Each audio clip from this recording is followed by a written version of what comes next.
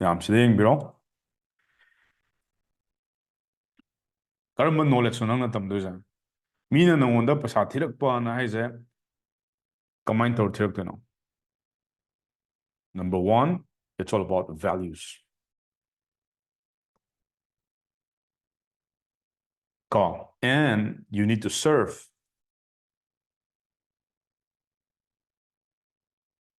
Kay serve to diba. Pen problems. Second, na kay daro kani moigi needs the. Kay da outcomes the. Desired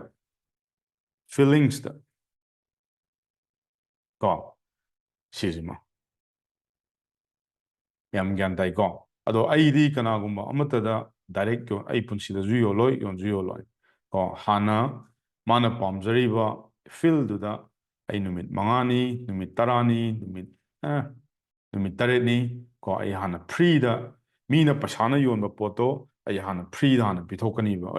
ay tawjay sini nangonda kana bringo ay value one bini number one.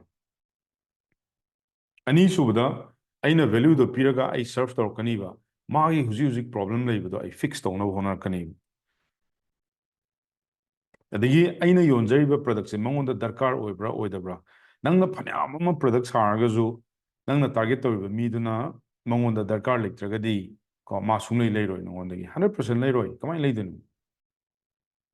nangna sajariba nangi product or services to Manipur gi miyam khudimakta darkar leini haba sigi kano mindset ma thadokpiro aduma oiroi. Number three, outcomes. Result. It's not about your strategy. No, they need results. No, you wanted to learn skills, knowledge. At the end of the day, nang kay pamani, nang pasasway dam ki pamani. Koin pamo dino. Nang ngasi like tam iba. At the end of the day, kay no wealth industry ni pasani. Nang ngasi skills tam iba, knowledge tam iba, kay de tarkani, pasada tarkani. P sariba, kumup sariba, kayda tarkani, pasada tarkani. Desire, the pamzava, mauzava, calm. The feelings. Emotional feelings to yarn money. So the question is there anyone from here? What type of skill set you'll be learning so that you can fix this kind of problems or needs or outcomes or desire or feelings? Sida Sigumba pen macham khak yon bazidi it's very easy. Ko manufacturing companies on the phone tak to salani chap manabam saro aigi branding napsalo lore. Everyone can do it. That's not difficult. But the problem is sigi pen sina kari problem fix to we the sidok problem. Number one. Si kana da yon do no sigi pen sa. Amuktang yon manatawa hanjan yon do. Kaida business talkani, we will do on relationship business. Mayam na toishna ka transactional business. Say poto kram yolo sine anak thaze yon draga di IDC rani. The business to tari nang thola izibo am khotai tholo pra. Ko nang na mayam na pam sine khudak ta thuna yon bi thuna poche jar thadoki bi. Ko adugi mindset to di China 1980s ta yam one. Ningtho palikan ki timing da. Uji bank kay niyam to this is what they are doing. Ko bank uji yango call center ki type ta phone chonga phone to sona insurance of you do to you that target piram money. Old school of selling product. The moijo zig internet la is kay maram lay ben. Ko relationship yaudana nang pot yon mga moy. Hanjan yon mga moy. Transactional jidi kay nong phado kumba laibado. Adu targadi mayam suna hengwai nang na pot am yolakpa matamda sigi mangaze yawhanningi nang na saraiba product or services da any product or services a skills ajidina nangi execution tarknaba khutsa haibe wari neba adubo main noina migi problem fix toba migi darkar laiba pot khangba mana pamjaiba result khangba desire khangba feelings khangba. At the end of the day, it will come in relationship. Example, I wife ko aina luhongdana hojik lawjaise ko hek howbaga nang amta koijage haga ai pokpa nateba it will take some time trust relationship adu lorga ai luhongtuni matam mayam maraktuda khatnaba phugaina mayam yoroktuni keno phone paidabagi message halaktabagi sadagi mongonda haramdana chatpai kadubai business asumbazu kadubai laotina. But the question is, what type of skills you'll be learning from me? You'll be learning quantum marketing. Manipur di naurani yam thina. No quantum physics star mane. Ado huzik we are learning quantum marketing. Digital marketing gi adu di maning later. Quantum ji de yaw adu de hybrid model nice. Business to matam the skill to na ba kadar tu whatever. Aduga sidaisida akhoi sinartuse AI sinaniba. Kayino me ahumna me tarana thabak tawado I don't need these people. Instead of that, I'll just focus on AI. Sida I tools ahum khakpini adugi tools ahum sinar matamda si mi ja ingona darkar oide. Hujik mayam na hujik am hainadriba video editing adagi photo editing ito mayam yawngani adagi advertisement kamain chalaini retargeting kamain tawni adagi creative ads kamain sarkani adagi sales automation kamain tawkani automation kamain tawkani adagi voice campaign kamain tawkani accounting kamain niyom chumna thamakani sigumba pot kharaje si mina tawba ngatani todro video editor samna video mi edit taw matamda ma 30 second da shoot taw ngamoy kai ngamdan tools to cheap over tools na di yaroi ai dum seng nai jini kang ni tange but awesome mi ahum natraga mi tarana thabak huzik manipur gi any business owner and hango they need video editing photo editing advertisement retargeting khangda mina di khangoroi aina si sinaiba londa myam je ado yam lurga sales kamaina automation tarokani adagi si automation je WhatsApp ki adagi social media gi music many chat kain taramani social media loinamak automate torpagi mini chat adagi voice campaign jina kaino automatic on a phone tawdaba nonda that call sina accounting hisab soidaba sibu soidraba na dum sabaini business ta sina kaino return of investment hotpagi software ni nangna puthoiba paisa duga nangna invest toriduga ani je chana dragadi nang business tawning ro athra yaude ado manipur any business owner ama they need people yes or no that one comment huzik mayamna video editing ana kanna tamam gani hot oi market ta adu oi mayam tanaraba sumbasan khara mayam marketing tamjulu advertisement tamjulu photo editing tamjulu si loi namak AI na mahut chinba yai si khangjalo aduna kaiguma nangna quantum marketing ja haige taragadi the marketing is nothing it's all about doing by the AI nangna tawduse kaino you need to just focus on your business mina chahi kun changa business tawda nang chahi manga sangabda target main thamgadaba ado manipur di sigi style of business di yam nori yam tina nori international companies kaidadi they already started like this photo software lay sigizu lay aduga advertisement gi nang kaimta ai Facebook run to haite ai di Google haite YouTube haite yam thi lai the retargeting beginners kai gi khwaidagi phibam sokpa sida dum so dom ko adu oi targadi Manipur sida aina huzik any film da changaga ai kamaina pasa tani simu khana se okay sida yong ko ai huzik product ama choose torge any product I don't know ko ai nong si muga je ai khalla se ba yar ko product se ready da lai targadi amuk khallo ko mi usalo aduga ne ngatang mi usalaga khallo aigi muga gi product se kanana idagi hen laigani who is the person most likely to buy this muga product mit to ubro adugi mido nupi natraga or nupa chahi kya sui moida yamna darkar leiba ehek ubada laigadaba mi ko mitna uragadi ko uye na kano comment yon kam lai yon ko sida technology kam sinaro leire very nice ko adugi nupa or nupi do say let's say a man or a woman ko ai plural form do ni man or a woman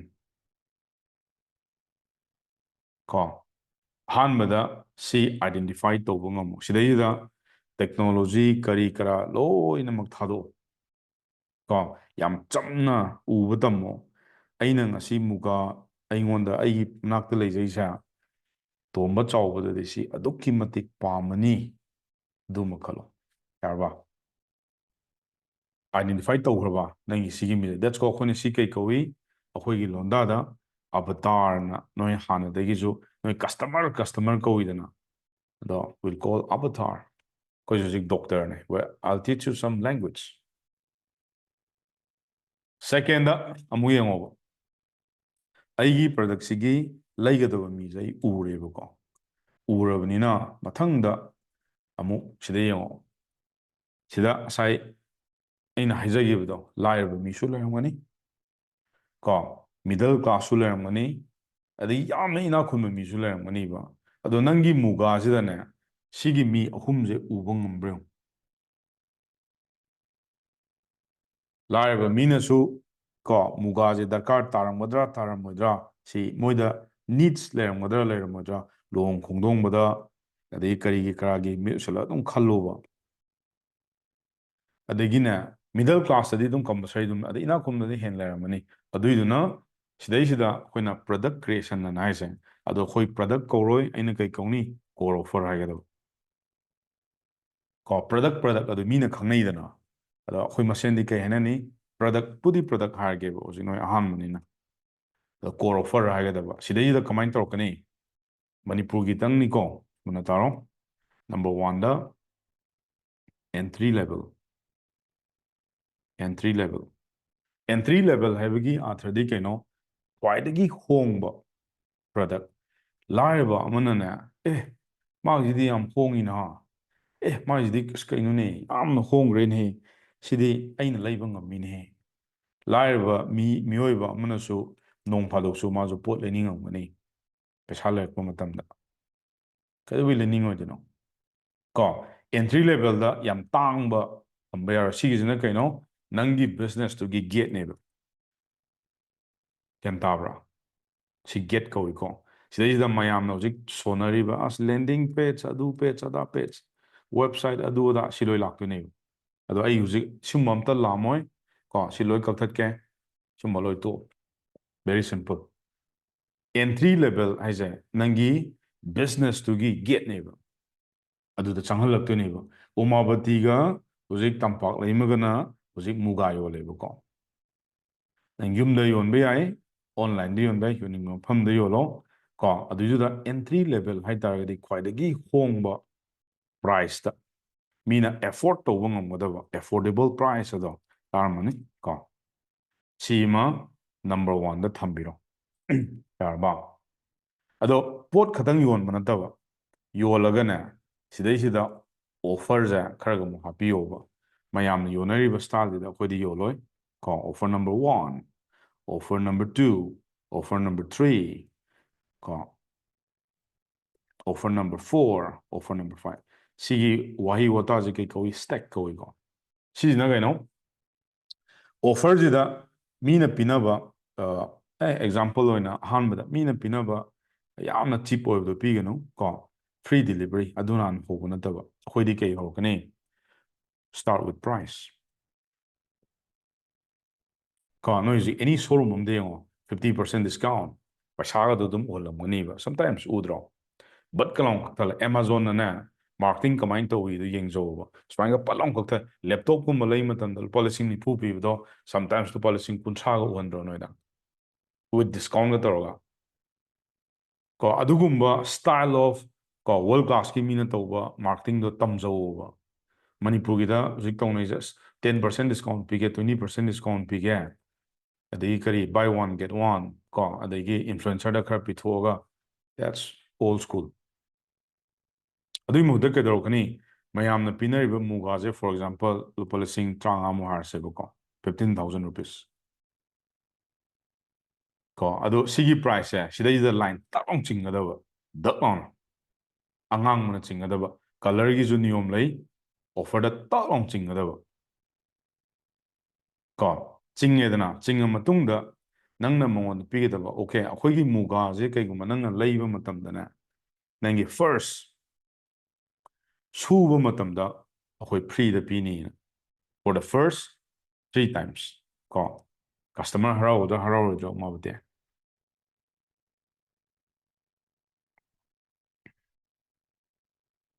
okay adagina second mu yeng se ko kaiguma magi phi je surni ba kaiguma mana kano tawredana kay hani let's say muga je leiba matamda khoigi special gift voucher si trick ni ko si trick sine kaino next time akhoi digi lekpo matamda mangonda ne special akhoi customer ne na koi discount pini ba ko ado discount jidi sida kitang lo lo kari discount no dikang mathang la kanda akhoi pi do ne ba so dem okay aduga fourth ta mayamna tongnai ba free delivery ko across India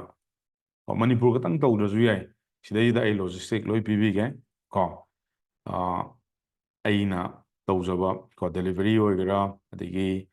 sibrocket oigera any India gi mafam da loina ma yon ba yai ko Manipur khatan nate ko aduna sigi poche packaging gi kai don't worry ko noina manungda lei targadi I'll help you this Manipur khak delivery tawdaba across India da nangi poche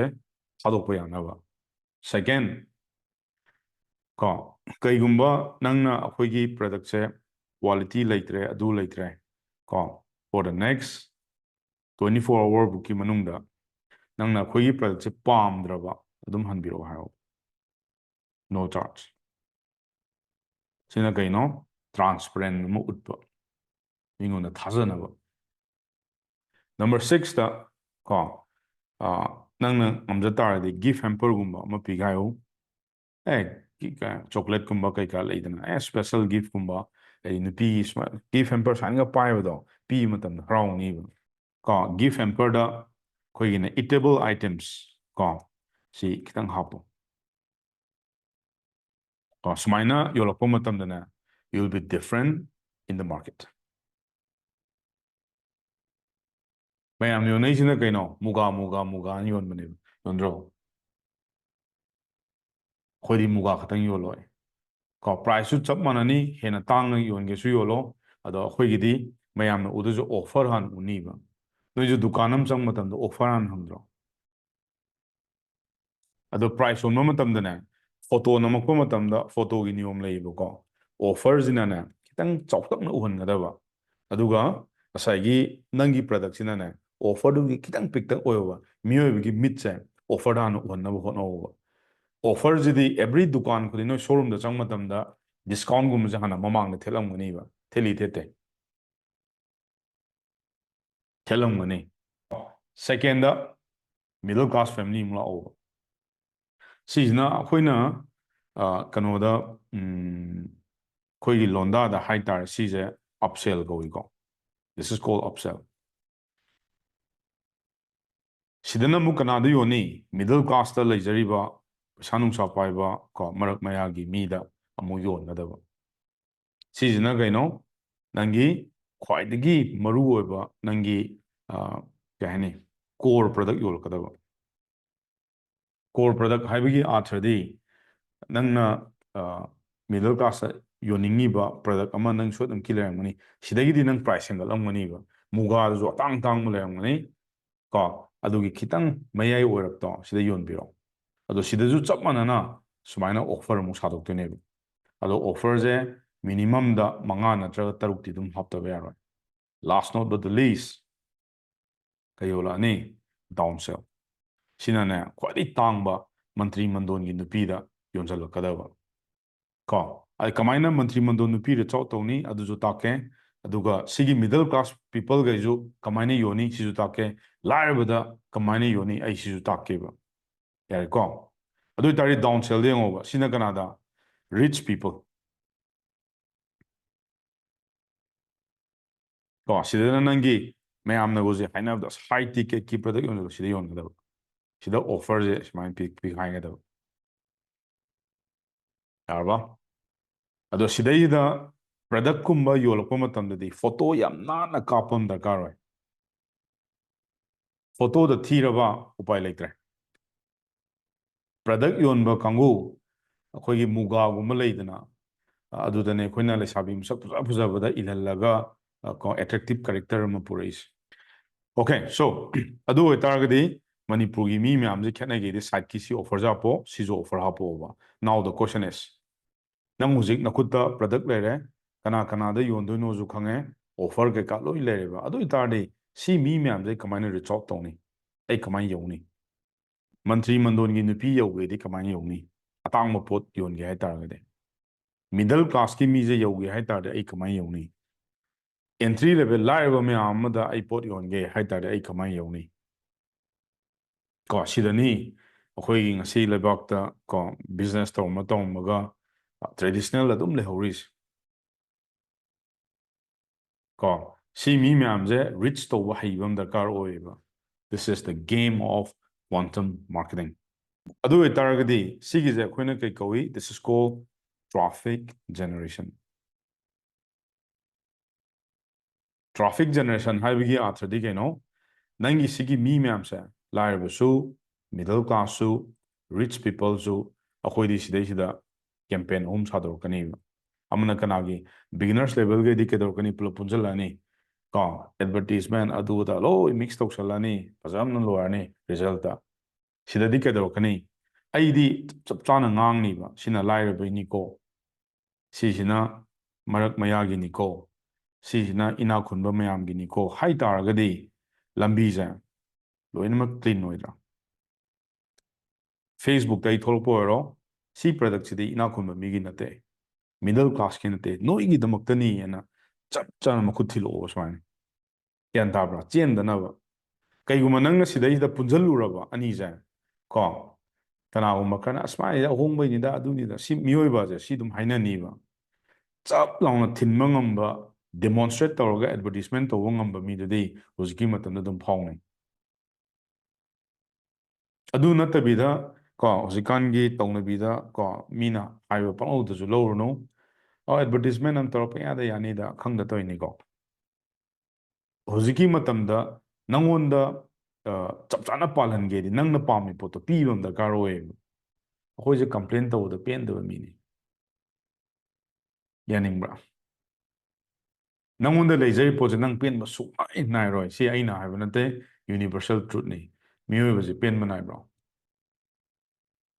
nangna phanayam tawjarasuna si mi je dum complain tawdorna adunane aina demonstrate tawro si jidi lairabagi ni nang akhoi da la adi minute 35 changni ana haidok pi adudi horen wari sanadredana natraba si pulap punjala yonjala aba na dum awawa mo arni ko si je laiba man ban lui ko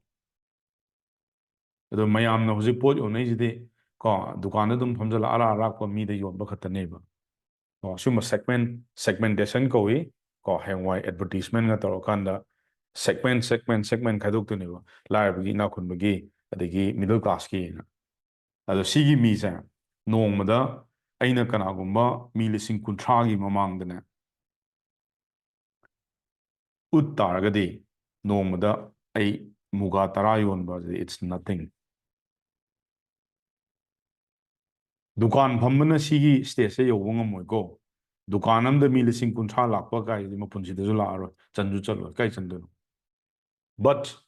ꯀꯗꯥꯏꯗ possible ꯑꯣꯏꯕ ꯌꯥꯏ quantum ꯃꯥꯔꯀꯦꯇꯤꯡꯗꯗꯤ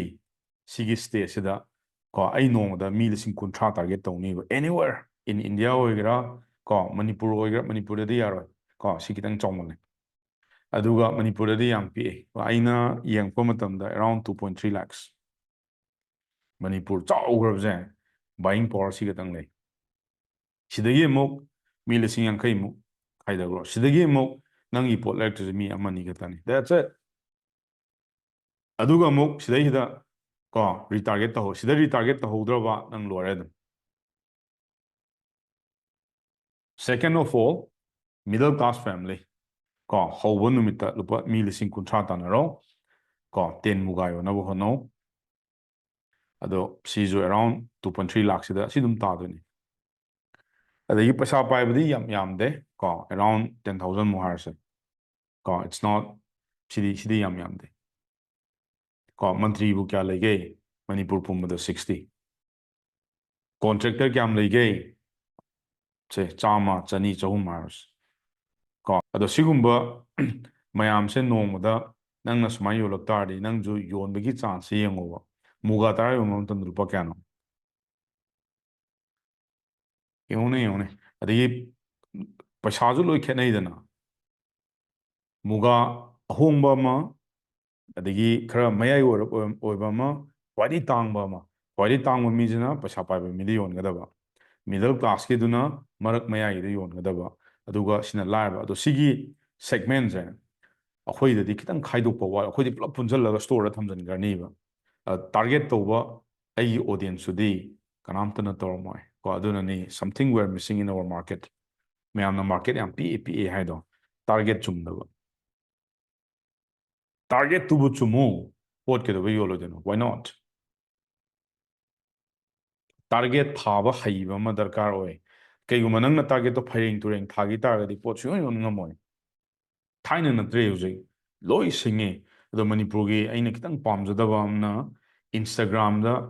ꯅꯣꯡꯉꯥꯟꯕꯗꯩ ꯅꯨꯃꯤꯠ ꯇꯥꯕꯨ ꯐꯤꯔꯣꯟ ꯍꯦꯛꯇ ꯄꯨꯊꯣꯔꯛꯄꯗꯣ ꯀꯣ ꯑꯗꯨ ꯇꯧꯒꯅꯨ ꯑꯗꯨꯏ ꯁꯔꯨꯛ ꯀꯣ ꯃꯤꯒꯤ ꯄ꯭ꯔꯣꯕ꯭ꯂꯦꯝ ꯁꯣꯜꯕ ꯇꯧ ꯏꯃꯣꯁꯅꯦꯜꯗ ꯉꯥꯡꯉꯨ